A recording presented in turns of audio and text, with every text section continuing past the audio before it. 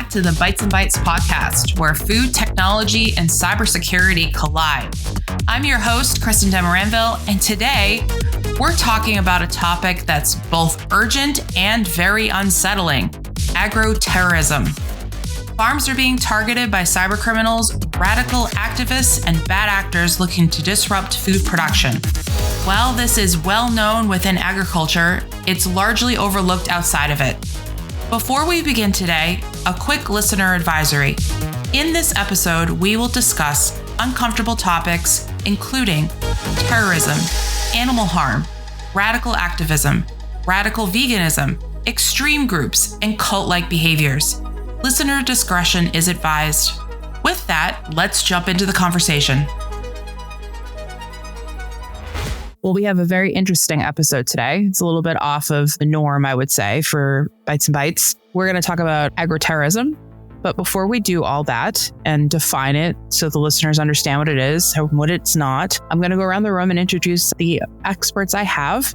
And I'm very excited because once again, we have Andrew Rose. But Andrew, just quickly introduce yourself and then we'll go around the room. Absolutely. And thank you again for having me here. It's always an honor to be here, both virtually and in person on stage in Montreal. Was a blast as well. I am an agricultural futurist. I focused on these projects that will benefit our species 3 generations from now on a world as it will be, to ensure that they have the food they need to survive and flourish. And then for the past almost 9 years now, I've worked in protecting our ag supply chain from cyber criminals and related threats. And I'm really excited about the co-guests that we have here today. These are some of the best in the world, in my opinion. That's great. Hannah, do you want to introduce yourself? Hi, everyone. Hannah Thompson-Weeman. I'm president and CEO of the Animal Agriculture Alliance. We are a nonprofit working to safeguard the future of animal agriculture and its value to society by bridging the communication gap between the farm and food communities. Everything we do falls in the areas of connect, so connecting stakeholders from across animal agriculture and the food chain. Engage, so engaging with key influencers on hot topics like animal welfare, sustainability, responsible antibiotic use. And then lastly, the juicy stuff, protect, which is our monitoring of adversarial groups out there. So individuals and organizations that just don't believe there's a way to ethically and responsibly raise animals for food and are working very fervently to try to advance that mindset using a variety of different tactics, including some that would fall in the realm of what we're going to be talking about here today. So monitoring those groups and informing the industry about security, management, and other ways that we can make sure that we're protecting our livelihoods. The Alliance has been around since 1987, so we have quite a bit of history in this area, and we're based in the DC area. Great. Thanks, Hannah. Appreciate that. And last but not least, Mike. Hey guys, my name is Michael Urbanik. I'm an insurance agent with Arcade Tongue, over 100-year-old brokerage just out of Baltimore. I live down in the Richmond area, but where I fit into all of this is working with clients, businesses, understanding what risks do they face, and any business has a myriad of risks and they only keep evolving, and then helping them finding ways to transfer that risk, whether it's via traditional insurance programs, self-retention groups, self-insuring, to make sure that they're geared up facing all the threats that avail them. So yeah, excited to be here. Thank you all. And in tradition with Bites and Bytes, we're going to go around the room and talk about our current food fixation and our favorite food memory to date. Hannah, I will start with you. So my current hyper fixation is we have a house guest staying with us right now from Spain, and she brought us these chocolate bars is way underselling. In Spanish, it's called turrón, but I don't really know what that exactly translates to, but it's like the fanciest chocolate bar. And she knows that I love Oreos, so she found an Oreo one.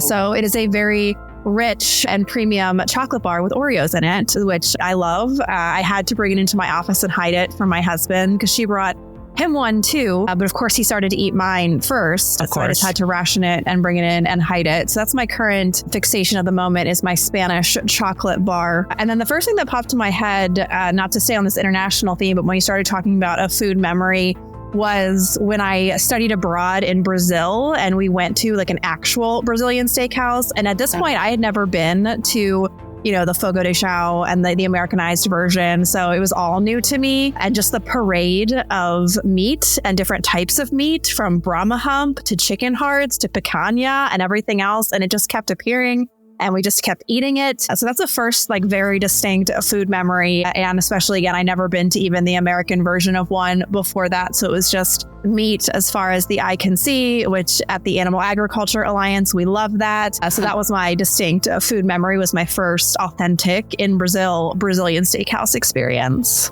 That is awesome. Mike, why don't you go ahead? Yeah, I'll say a recent food fixation of mine is my wife, I, and some friends went to a hot pot restaurant here in Richmond. And that was my first time going.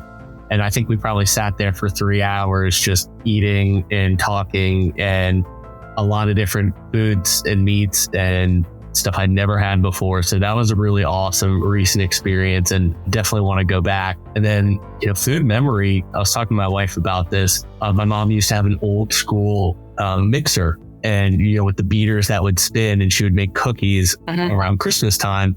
And I remember always getting past the beater and licking the cookie dough off of the beater. So we're talking about that, and that's like a very fond memory, right? That sits in my mind of eating cookie dough off those beaters. And I'm sure every food safety listener just cringed as you said that. No, but it is. I think everyone's had that moment though. We still do. And Andrew, last but not least. Sure. Well, you've heard a few of my other fixations and memories as well. So mine are nowhere near as triumphant as Hannah's and Mike's, but apple cider donuts, something I'm always craving, in terms of that sweet treat. And then I just got back from a couple months in the Northeast, and I try to eat everything that had maple syrup in it. So not necessarily a fixation, but more of an ingredient. And so I'm thinking about maple syrup scones and how can I incorporate maple syrup and other things I'm doing until I reach that threshold where I can't tolerate it anymore. Then you wait another year, then it cycles back around. And then food memory, I think back often to when I was at Farm Credit, and we would put on these member dinners. So we'd bring in a geographic region all the members together. And I never missed one that we did up in the Lancaster area when the Plain community would come to Yoder's restaurant. And if you picture the Harry Potter Cathedral dinner, it was like that. It was just long tables of beautiful families, wonderful conversations. And Hannah, the food just keeps coming until you stop eating. I mean, there's always something new coming down the table. And it's not necessarily the food, but it was also the conversations, just the love and the beautifulness of sitting there and having those conversations around that meal. So thanks for reminding me of that too. I hadn't thought about that in a while, but I really enjoyed it. I spoke at a meeting in Lancaster recently, and I'm not that far away, but I legit went up like a day early so I would get to go to the dinner at the Shady Maple.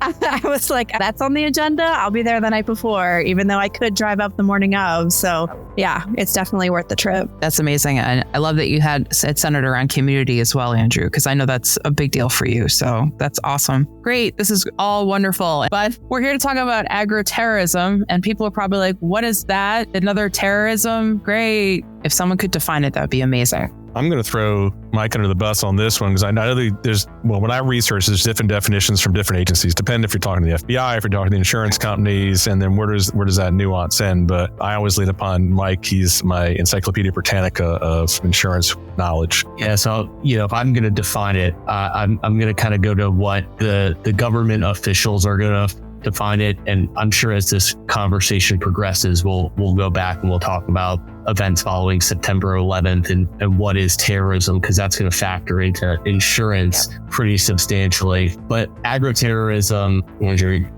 No, that's fine. And one of the things I recall was there needs to be a $5 million threshold for damage. There needs to be an intent and an ideology to move a political message when other means aren't there. And I think that one of the definitions was guerrilla warfare is the tool of the weak and terrorism is the tool of the weakest. My goodness. Yes. So that'll go back to, what you pulled is kind of going back to that Terrorism Risk Insurance Act that was passed following the attacks of September 11th back in 2001. The act was passed in 2002. Obviously, that space, that ideological space has been built out substantially because we really had to think critically what is terrorism and define it. And that's a very, very hard thing to do. But if we talk about agroterrorism, and I'm going off the FBI's definition now, so we're pretty far into the chapter here, but it's a subset of bioterrorism. It's defined as the deliberate introduction of an animal or plant disease for the purpose of generating fear, causing economic losses, or undermining social stability. So that's what the FBI is defining it as. And then, we can say, well, what is terrorism here and what is war. And you're right, Andrew. We had a couple, you touched on a couple keystones there. So certified acts of terrorism is defined by the U.S. government.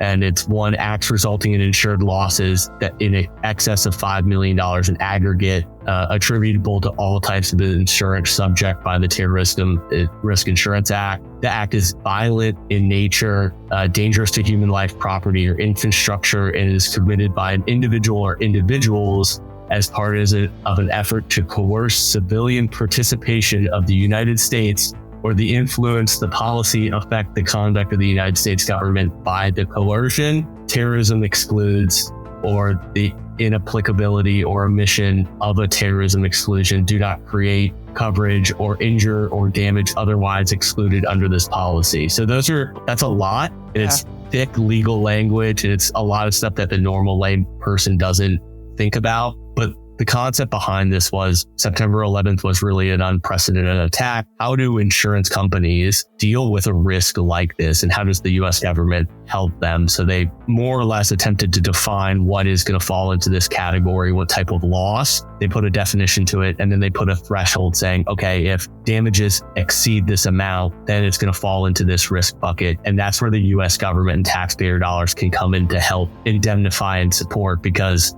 terrorism is different than acts of war. Acts of war are completely excluded under all insurance policies. So we're trying to, I guess, give some black and white to this very gray space. And it's an evolving topic. And I found that same definition when Kristen kind of, spoiler alert earlier, that she was going to be asking us to define agroterrorism. I was like, oh, I better have something at the ready.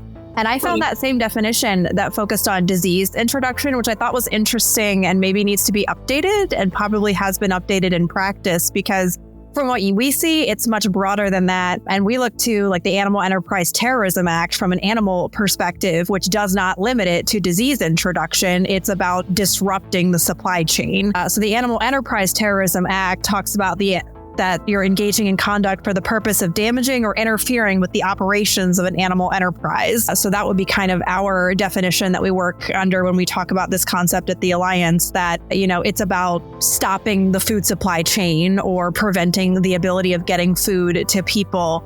And that's when it becomes this definition of agroterrorism. And then similarly to you guys mentioned, it says a statute covers acts that damage property or cause the loss of real or personal property or places someone in reasonable fear of injury. So from an animal perspective, we really look to that Animal Enterprise Terrorism Act that came about in 2006 because of incidents related to this. Maybe the original definition, Mike, that you're reading was probably based on during war times in a way. So poisoning of horses if you're moving military, or the livestock that was fed on an army or something like that. Maybe that's kind of an old set of definitions. And I mean, that is terrorism in itself, right? You're poisoning animals to harm people that are dealing with whatever's going on in a crisis situation. Maybe that's why that definition never really updated, because it was still very military focused. And biosecurity is definitely a big part of it. I mean, that's why we have a big concern a lot of times with trespassing on farms and in operations, that there's a reason why, if you've ever been to a hog farm or a broiler farm, you've got to shower in, shower out, suit up at the very least. You can't wear shoes you've worn on another farm. There's restricted access. And that's not about limiting transparency. That's about limiting disease transfer from farm to farm. So that the disease element is definitely still a big part of it. I would just say it's probably not everything that would fall in that bucket. Yeah, that's really interesting. Well, quick question for you, Hannah. With the Animal Enterprise Terrorism Act, I know that there have been some fits and starts in having it apply to certain circumstances. It appears, again, I haven't followed it closely, but it appears that now it's getting traction. Can you comment on some of the cases that have come up and how it's been applied? So we've seen it come up, and really what tends to be the hold up to it being applied is, first of all, that documented economic harm.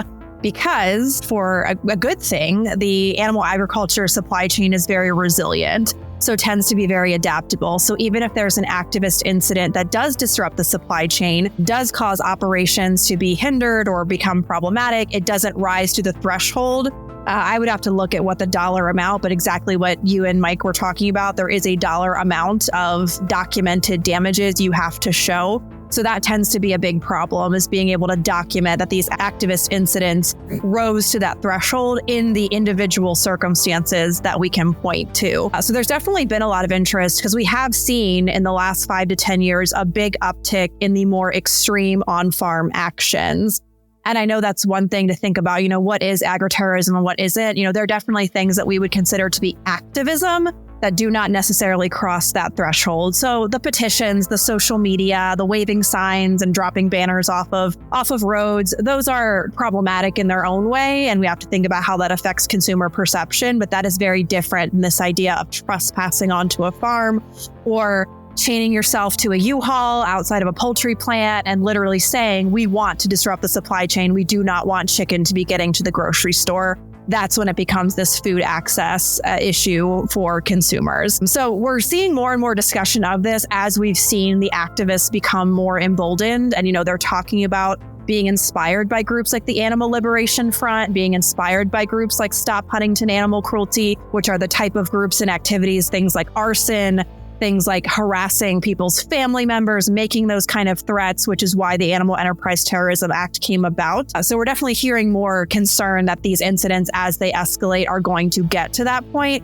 But a lot of times it's the economic damages that, again, it's a good thing that our food system is resilient and has been able to adapt around these challenges, and that they haven't necessarily risen to that level. But that kind of stops cases from moving forward a lot of times. Are there any challenges in detection? Because I would assume that some of these incidents would mimic some natural outbreaks potentially, or making identification difficult at times. It may not be an obvious, this is a terrorist moment. This could be locusts or something. Just curious. There can definitely be challenges with, really pinpointing what was a cause. A very recent example, one of the most extreme groups that we follow, Direct Action Everywhere, they had an ongoing criminal trial in California stemming from various incidents there. And during the trial, they went back to some of the farms that were involved in the trial to say, these problems are still happening. We still need to keep investigating. And then there were avian influenza outbreaks on those specific farms that they had been to. So the California Department of Food and Agriculture put out one of their statements saying that was, it's hard to say definitively. So even the CDFA statement doesn't say, we know that this is what caused this, because it's hard, to your point, to pinpoint. But they said this is a probable, we have reason to believe that this could have been, because it's very odd that these two farms that these same people admitted that they went to within this time frame then had an outbreak within this time frame. Back when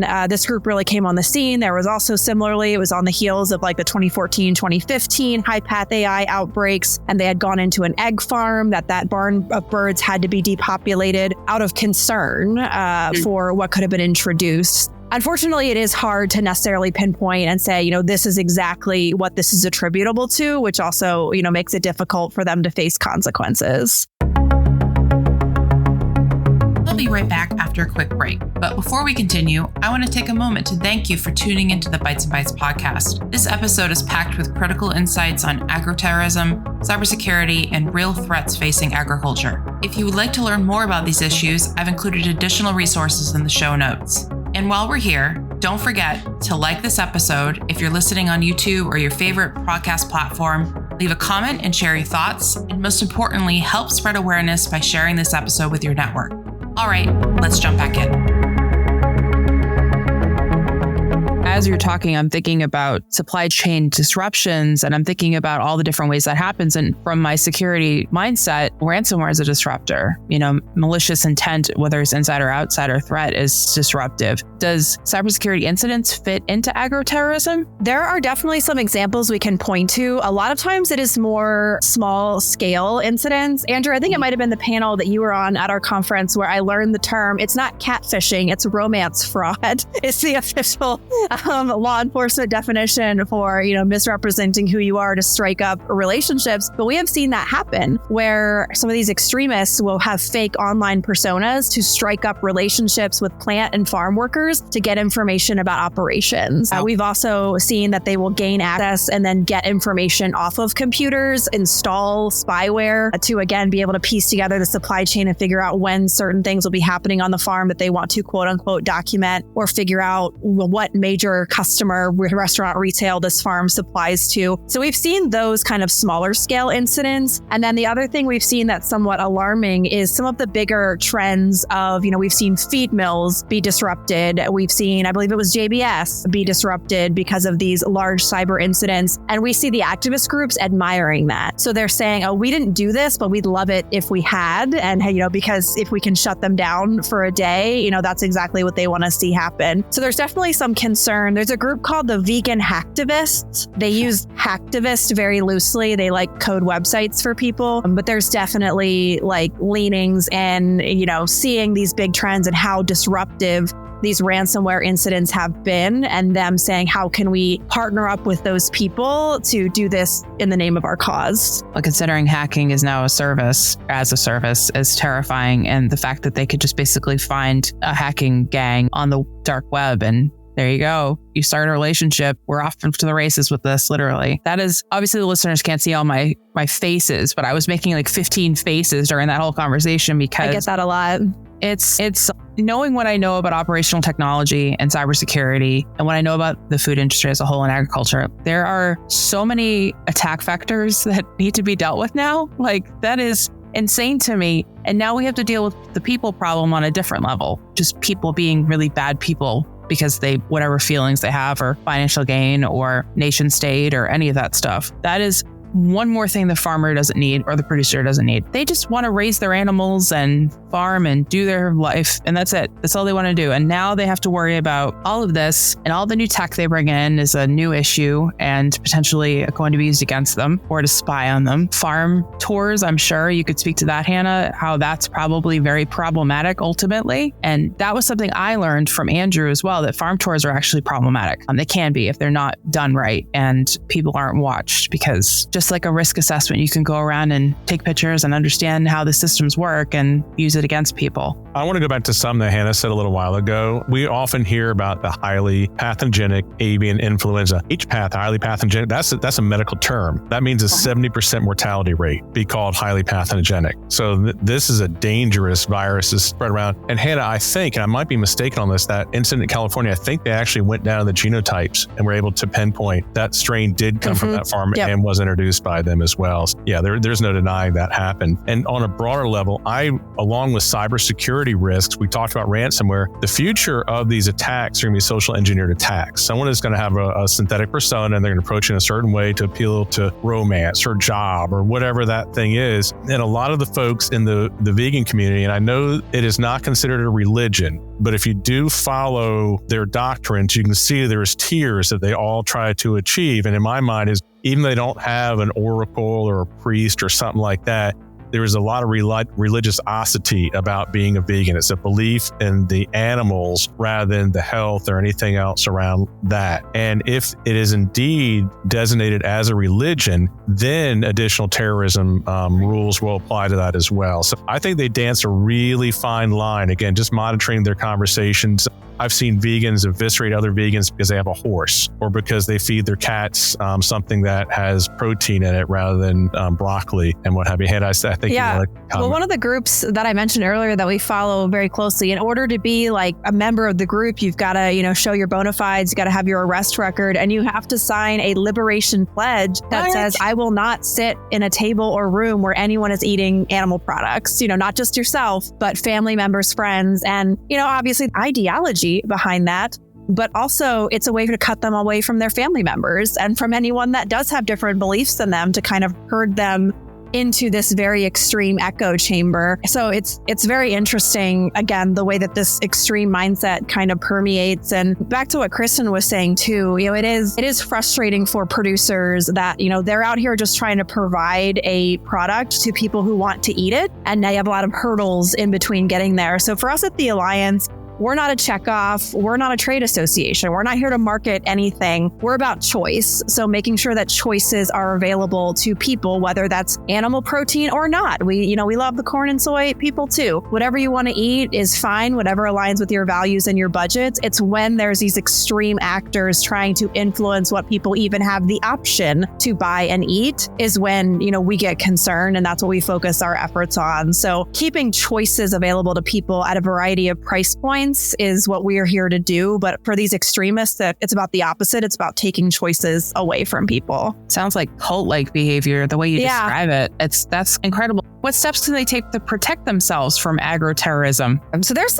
some common sense things, and probably from a risk management perspective, Mike would have things to add to. But a lot of what we talk about is making ourselves a harder target. So we don't want you to be paranoid, but we want you to take common sense measures, because according to these people, it's so easy for them to get onto farms. They actually released, in the wake of the conviction of their leader in that trial I mentioned in California, they released a 149-page investigation manual about how to get access to farms and plants. So what kind of drones to buy, what kind of heat sensing cameras to use to know whether people are inside the building or not, how to track trucks going from facility to facility to piece together the supply chain, just a ton of stuff there. And, where to cut the plastic in a barn with plastic curtains so that people won't notice that you've been inside. So they're putting it out there. They're telling us what they're doing. So it's up to us to be paying attention and mitigating all of those things. So we talk a lot just about basic things, motion sensor lighting, our own cameras, no trespassing signage, locks and keypads that we actually lock, having a process for verifying visitors to farms and plants, being very strict about employees and always checking references and always doing background checks. So just being aware that these things are happening and taking those common sense measures is what we talk about a lot. And then we refer a lot of our members to more specific law enforcement agencies and then security focused firms to really get in the weeds. I know some folks will come out and do security audits and actually walk around and tell them specifically what they need to be doing. But a lot of our recommendations are those kind of high level common sense things that we think everyone needs to be doing. Wow. Yeah.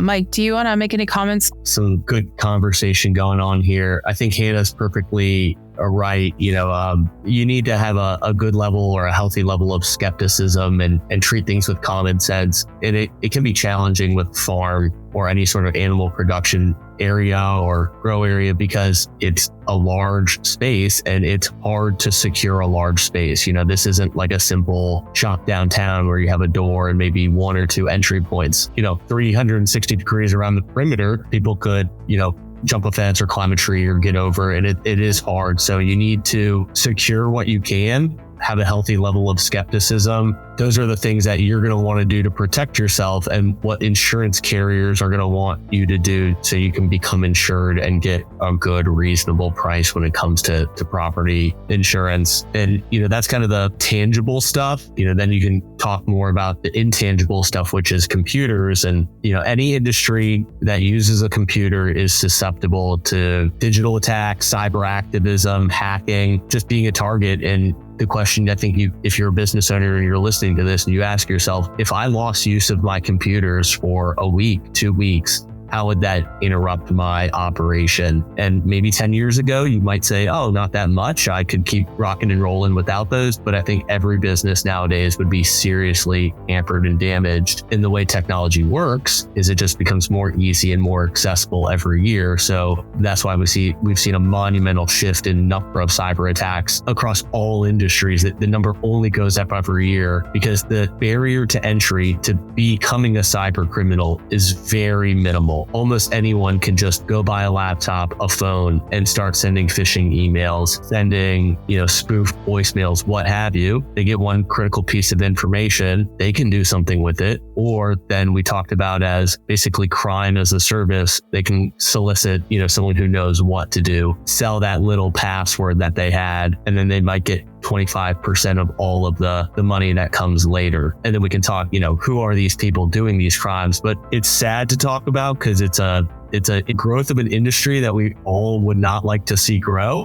But that's the reality. And business owners just have to be very mindful. And there are steps and measures you can take to preventing that. Do you think, and this is for all of you, do you think that as a professional group of, we'll say cybersecurity and any other groups that are surrounding the type of work that needs to help protect, do you think that we have the right knowledge sets to do this? Do you think that we are have enough experience to do this? Because as we know, it's a critical infrastructure, right? So the government's paying attention to it, which is good. Or governments, I should say. We're a global audience here. But do we have the right skill sets? And how do we get people to understand that this isn't just about necessarily protecting data? It's about safeguarding lives and livelihoods and food safety and security, which is a national, global concern, honestly. Just curious what your thoughts are on that. We probably have the right skill sets, but are they talking to each other is what our challenge is and what we try to bring folks together, because a lot of times farmers or even large companies that deal with this, they don't know what they should report. They don't know who to report it to. They don't know what those guardrails are. And then vice versa. Sometimes law enforcement doesn't know the bigger picture. Like, why is this important? What is the here? Or if they don't know about farms, if they don't know how farms are laid out, if they don't know some of the unique challenges about security in a farm setting, it can be hard for them to give advice.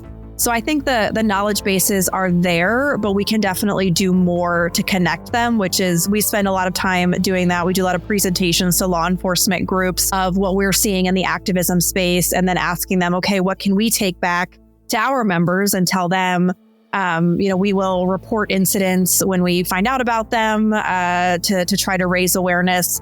But I think that's what we see, is that the knowledge is there on both sides, but are they talking, and are the right people talking to the right people? Probably not always. Fair point. And do you think that, and as I was listening to all of you talk, I was thinking about how stereotypically the agriculture community is very distrusting. They like to work with their own, they stay to their own. And now we have this external threat that's coming in that's making them be more scrupulous. They have to think more about who's around and who's in their environment. But yet we are trying to break into different places. And I shouldn't use the term break in, but I did. And break in and have trust with these people to have them understand that technology is not as evil and daunting as it has to be. As long as you put safeguards in, you'll understand it. And there's people that are here to support you. How do we play the trust game here with agroterrorism? Well, we try to play that role a lot, and we do a lot. Like, people in agriculture know us, they trust us, I hope.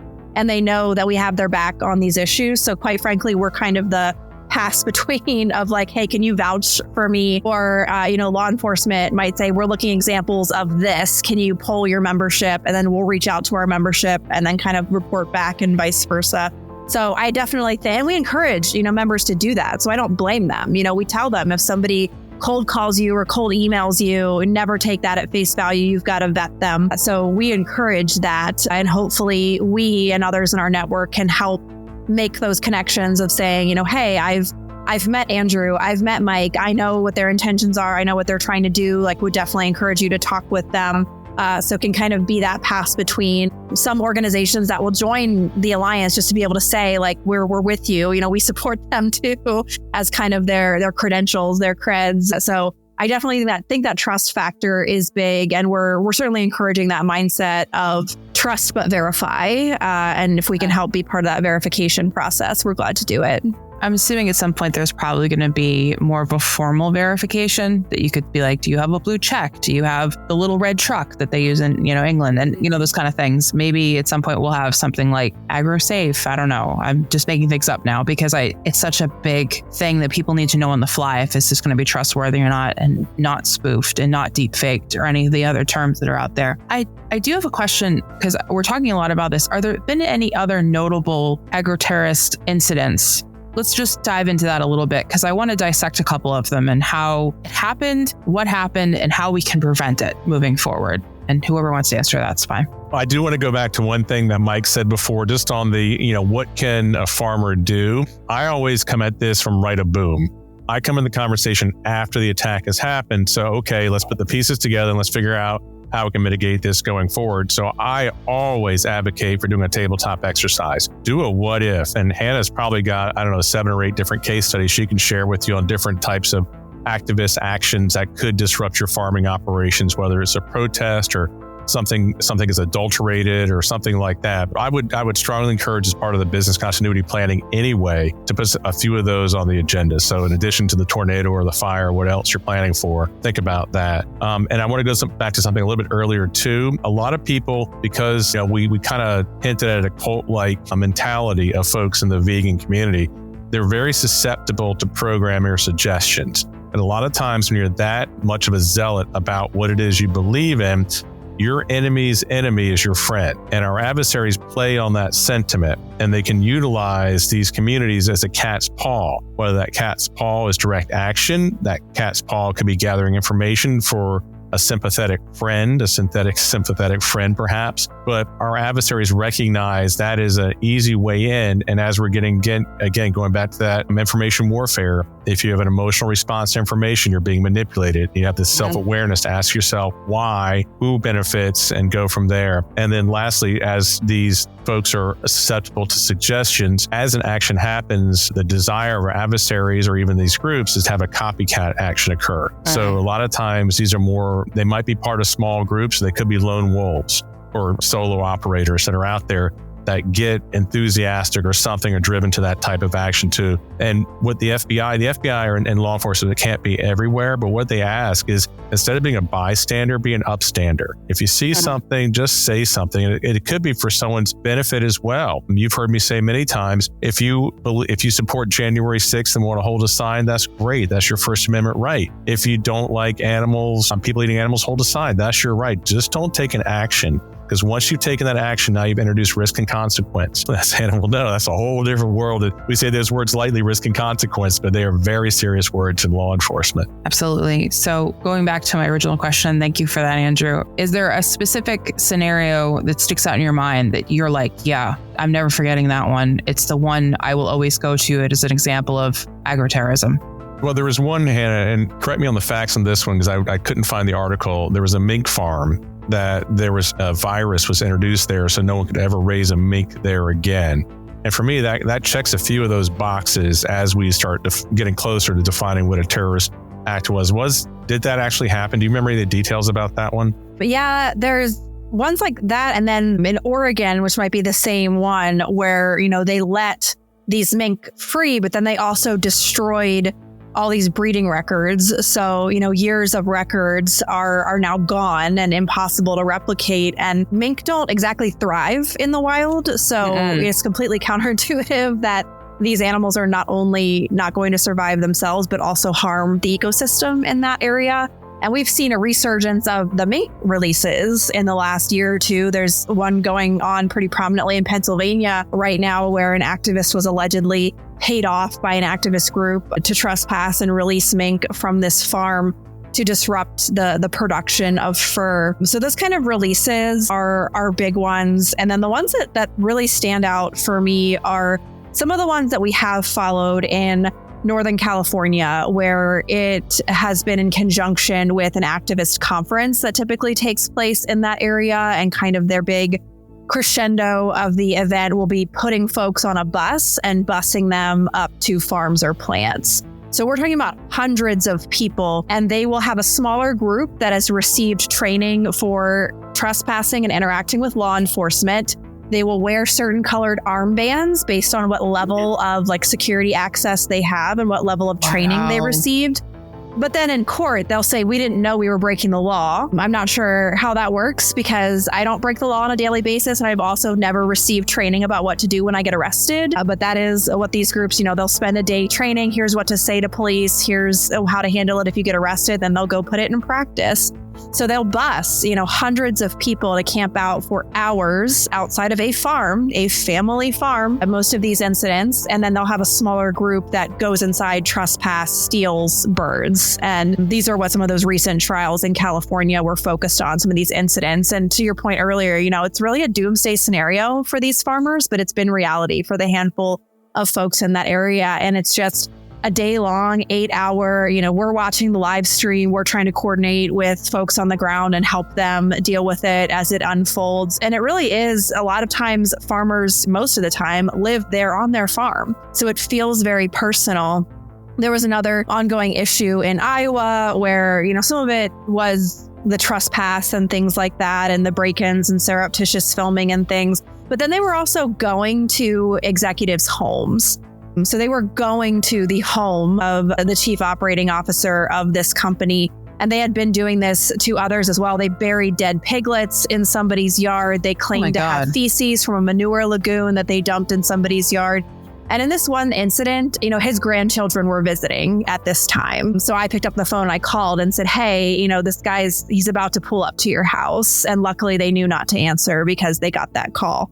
Those are some of the ones that stick out to me. This was circa 2019. It was a very crazy time that we've kind of watched from afar and tried to help people on the ground manage this. And then, I mentioned the Animal Enterprise Terrorism Act too, that the first time people were convicted under that was the SHAC 7, the Stop Huntington Animal Cruelty. That was a research-focused campaign, but similarly, they were threatening people's families. They were firebombing, allegedly, vandalism, all of that. And those names are still names that we see around. They still pop up at activist conferences. They still pop up on social media. So the people that were involved in those. And then again, we have some of the modern activist groups that say that they're inspired by those type of groups, which is very concerning. So we've really seen kind of a whole gamut of things, some that are more of those reputational concerns, but then, the ones that definitely cross that line to a food chain and food system disruption. Absolutely. I mean, I'm sitting here and because I've been in cybersecurity and operational technology for a long time, most things don't surprise me anymore. Most of the stuff you just said surprised me. Like I am shocked, and I know how bad humans can be, but wow, that's a whole other level of. Oh, there's another level too. So in addition to those people at the farm, one of those armbands might be the cyberbullying team that's going after the kids that have an animal at the farm. I mean, that for me breaks my heart because they're already. If you're a kid anyway, there's going to be some level of cyberbullying that happens. If you're a kid in the agricultural community, it is a dog pile. I mean, my heart breaks for a lot of this stuff. And sometimes that's done in conjunction with the physical at the gate.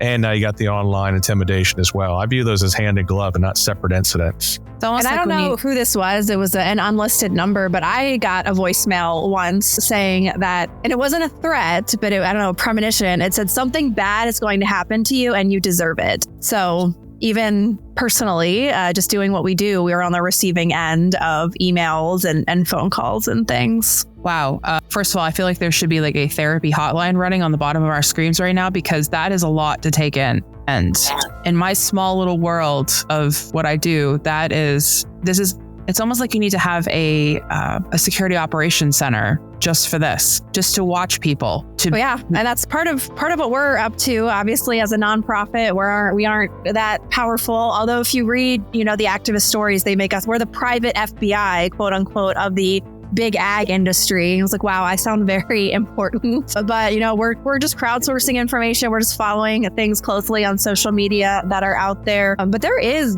definitely a mental health dimension of this, and mental health in agriculture. Andrew's worked with Farm Bureau a lot. Farm Bureau has a great campaign, the Farm State of Mind, looking at mental health issues in agriculture. And there's definitely an element of this that comes into play where it is very draining. And when you're doing such a demanding job for a public that can be very skeptical of you, but then there's these extreme actors making it worse and really playing off of animal welfare and things, there's definitely a mental health aspect of this that it can weigh very heavily on producers, especially those that are personally targeted. Hey, cyber community, are you ready to level up? Because Wicked 6 is back, and this time it's bigger and bolder. Woo-hoo! March 28th through the 30th, it's a 3-day global virtual hack and chat event where women worldwide come together to play games, compete, learn, and connect. We've got international speakers, technical talks, hands-on workshops, and of course, the cyber games. Think Capture the Flag, Attack and Defend, and High-Stake Teams Tournament, all streamed live over 3 days. Whether you're just starting out or a seasoned pro, there's a challenge for you. Plus, there's also networking, prizes, merch, and so much more. If you've got a great story to share, consider applying to be a speaker or host a workshop. Want to show what a cybersecurity career really looks like? Submit a day in a life video. Want to get involved? We're also looking for volunteers, referees, and challenge developers to help make this event even more amazing. And if you're a company looking to sponsor the future of women in cybersecurity, check out our sponsorship opportunities. Sounds good. Okay. Head over to wicked6.com to sign up. All the details and links are in the show notes. Let's level up together. does it come down to education a lot, that people just don't understand the food system and how food is raised and grown and how it's produced? Is it really come down to just a lack of education and awareness of why people flip the switch and become crazy and want to take down a system they don't even understand in the first place? There is no, I think Mike maybe alluded to this earlier, like what is the profile of an activist or an extremist? And really there is no like demographic profile. There's no, oh, they're typically this age and they have this socioeconomic background and this education. Like it's a very broad gamut. And we definitely see that there's also different levels. You know, you've got the true believers that really believe in this and believe that animals should be treated equal to humans. And then you have others that maybe seem to, at least on the surface, potentially have other motivations, whether it's the fame or the fundraising aspect of it. So sometimes it is like a genuine disconnect or lack of knowledge. But then for some of these people, they just don't believe we should be doing it. So it doesn't matter how well those animals are raised. It doesn't matter what we're doing in terms of animal welfare and sustainability. If at the end of the day, we are using those animals for food, they just don't believe that that should be done, no matter how well what standards are in place.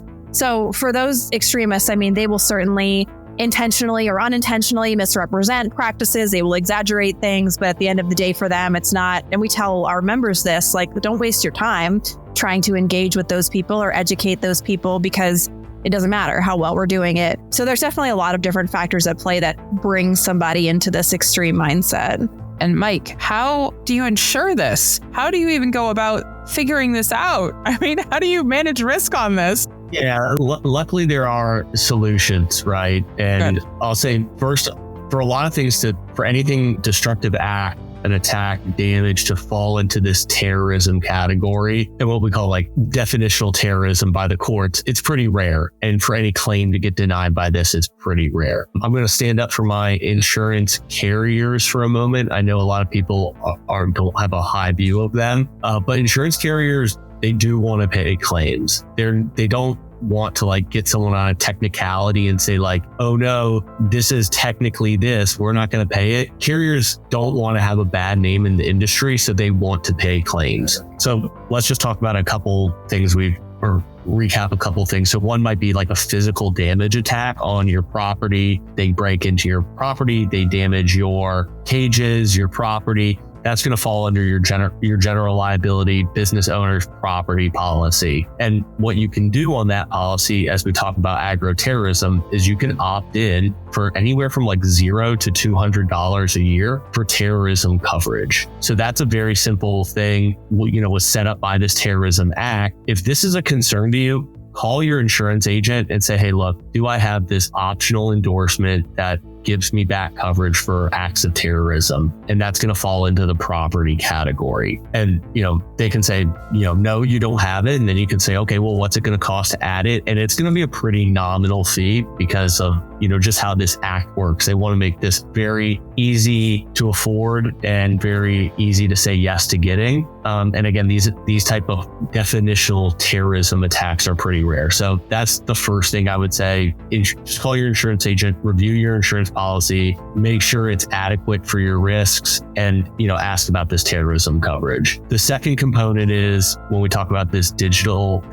attacks, get a standalone cyber liability policy. That's going to give you business interruption coverage, because that's a big thing that can come of all this that people don't think. Like, yes, they put malware on my computer. I have to throw away all my computers. I have to get new computers, reinstall them. There's a dollar cost there, but all that time you might have lost income as part of it. A standalone cyber liability policy, it's going to give you protection for your assets, protection for your financial assets via cyber attack, and then also protection for loss of income. In preparation for this call, I took a couple calls with some cyber insurance carriers. And when these foreign actors attack, because these attacks can come from Russian black hat cyber attack gangs, North Koreans, there's other places that they come from that originate overseas, people might think, oh, are these acts of terror or are these acts of war because it's coming from, a foreign source? Those claims are being paid right now. They are not, because those attacks are happening and carriers are paying those claims and damages. They're not trying to throw them out because of where they come from. Now, we could just always be one political step away from now that country being on a different list, and now that attacks viewed differently. I can't say with certain how that'll be interpreted. We'll just have to let the carriers and the courts and Congress deal with that. But these policies do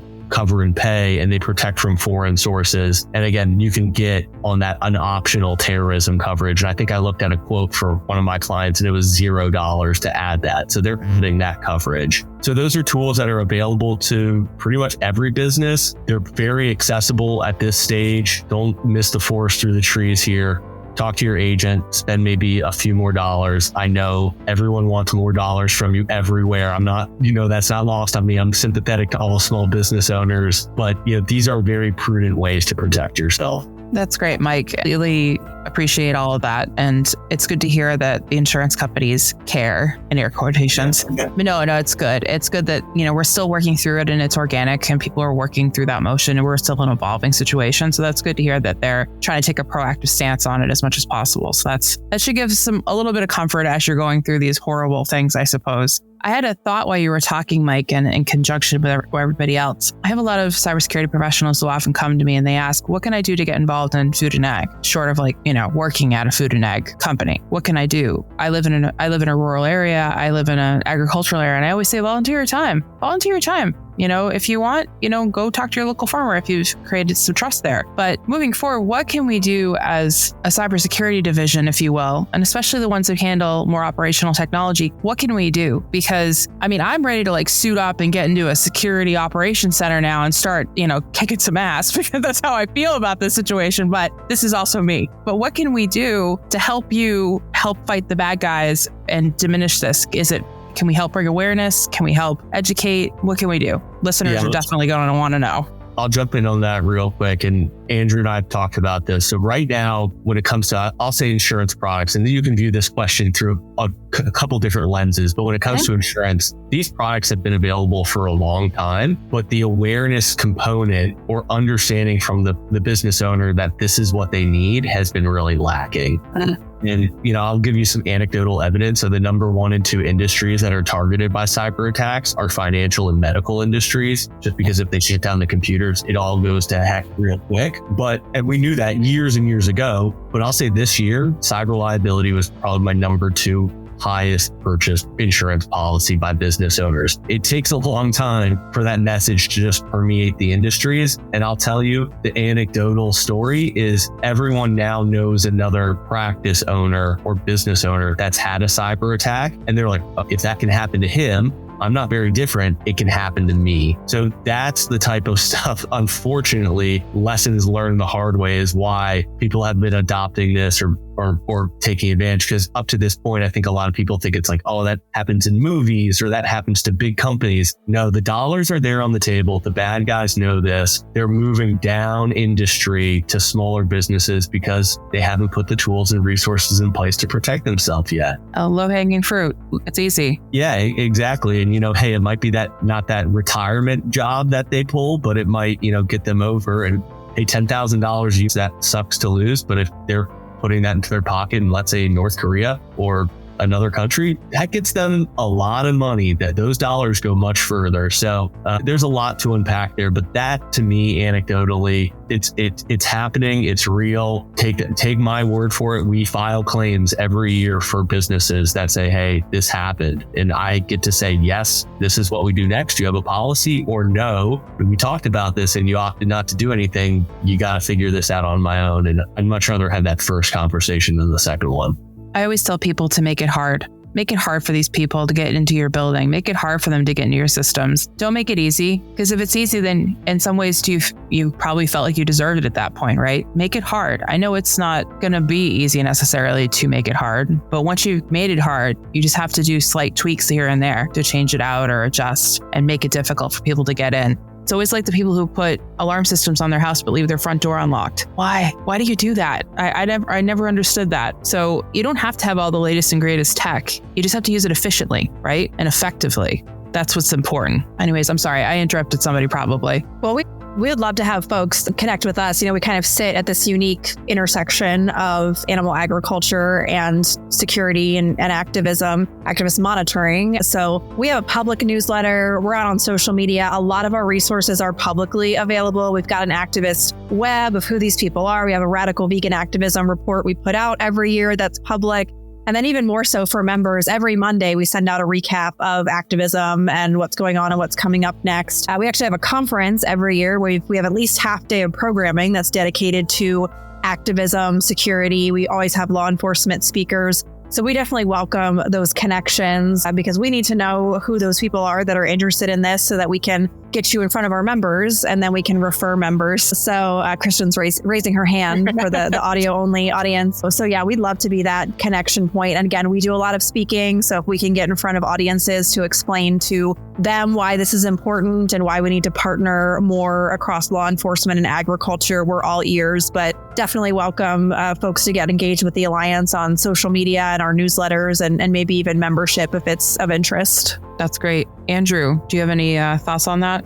I do. And thank you for bringing up the summit. It is one of the best conferences I've ever been to. I do feel, and Hannah, you might want to cover your ears, that they price it too low for the value of the conference. Because a lot of times you go to conferences just for the networking and the capsules are throwaway conversations. This one, it's just riveting. Everything about it is done really well. And it's a good group of people, and there's a camaraderie as well when you're in there. Everyone feels it's just a very friendly place to be. So I'm glad I was going to give you a shout out for that one if you hadn't brought that one up. Going back to the education piece, another group that needs to be educated in my mind are these animal activists. We said that an action can result in risk and consequence and put you on the radar screen of law enforcement. I think sometimes these activists don't realize what is also on these farms. It's not just the animals they're rescuing.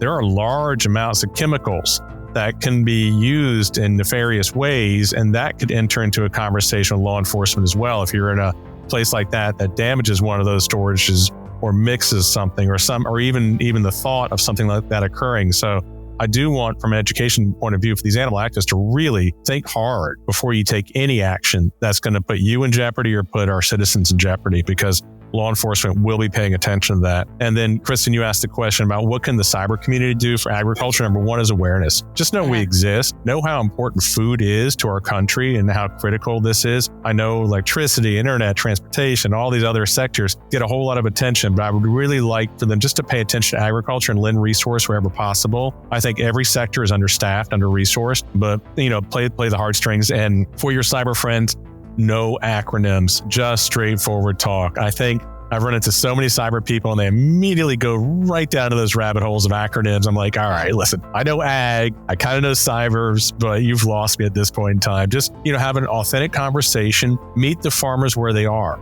Go, understand what their business looks like, because it might be atypical from another type of business as construction or auto repair or something like that. And understand it. And just, again, kind of going back to the overall theme here, appreciate the role of farmers in our life, in our society, and in civilization. Yep. And thank them. We've talked about this before, Andrew. You have to thank a farmer because they do so much and we don't even know because we're so far removed from it. We just go to the grocery store and there we are. Magic. I can just go and get a chicken. Great. But I don't have to think about it, how it happened, how it was raised, where it came from, and all the love that went into that and the hard work that went into it through multiple families and generations.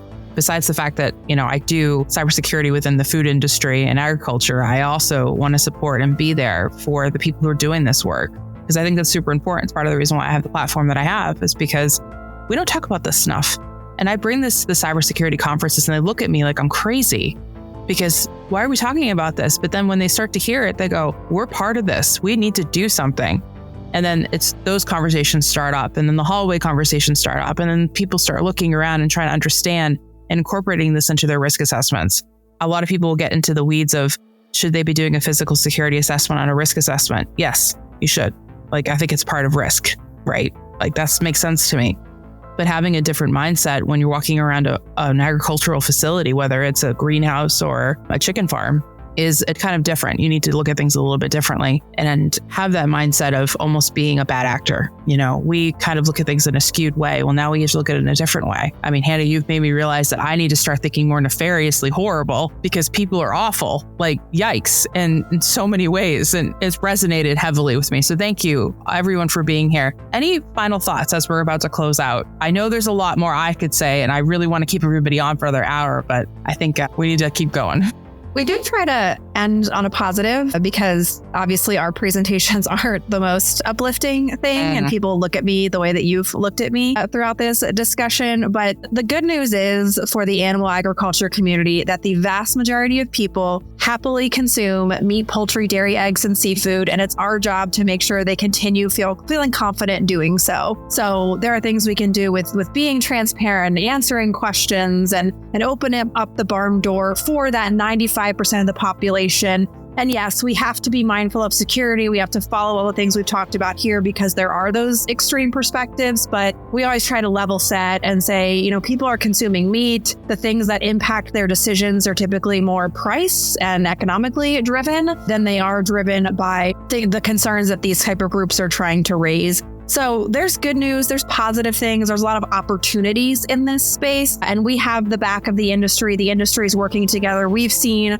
so many deepening relationships between animal ag and law enforcement over the past few years. So I think it's a positive direction that we're going in. They're going to get more extreme, but we're also going to get more prepared. Good. Thank you for the positivity. I really appreciate it. Mike, any closing thoughts? Yeah, I'll give two. One is, the things we talked about can be addressed. You have to own the risk as a business owner. You have to manage it and control it. You can't just pass the buck, but it is achievable. There are carriers. There are tools available to you to help ensure this and protect yourself at a reasonable cost. And then I'll go back to my second point. Number one prevalent type of attack in the digital space right now, it's gone back up, phishing attacks. It is the human element that they are targeting. Yep. Getting you to respond to a fake email, getting your employee to send something they shouldn't, turn on multi-factor authentication. These things are free. They're easy to do if you have a Google Gmail, but that is the number one. They're still attacking the human. So you got to, traverse this digital space with good air of caution about you. Okay. And this is why it's always people and process before the technology every damn time. Andrew. So my final thoughts are, number one, I am just so happy to be here with Hannah and Mike and yourself. They're some of the smartest people I've been around. And every time we have one of these conversations, I learn more and take lots of notes and maybe even borrow a phrase or two that I'll use some other time. I'm going to come back to how we started, and that's the definition. I know that if you are subjected to some of the actions of these animal activists, it's going to feel like terrorism. It's going to feel visceral and emotional. Just be careful throwing that word around. Again, as we discussed, there are certain definitions of terrorism, and I think that it gets applied in some instances where it's not quite valid. But also we discussed, I think there's some definitions that need to be re-examined. I won't go back to the religiosity of veganism, but I think that's an important topic that we need to discuss as well. But overall, I'm just thankful to be here having this conversation because I think it's important to frame this properly. I can't talk enough about Hannah's organization. So if you're not a member, please consider being a member, follow them, support them. The information they put out is way beyond the price and cost of entry. That's amazing. And I'll make sure everything's in the show notes so we have all the links. But thank you very much for being here. I really appreciate it. This was so enlightening for me as a host. This is fantastic. This is the kind of conversations that I live for. So thank you very much for your time, for all three of you.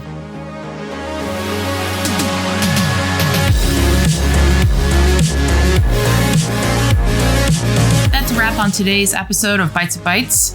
A huge thank you to Hannah, Mike, and Andrew for sharing their expertise and discussing agroterrorism with us today. This is a conversation we all need to be having. We've covered a lot today: real-world attacks, risks farms face, and how cybersecurity plays a critical role in protecting our food supply. If you found this episode valuable, please be sure to like, comment, and please do share. Raising awareness about these threats is critical. You can find links to everything we discussed today in the show notes. And remember, the conversation doesn't have to stop here.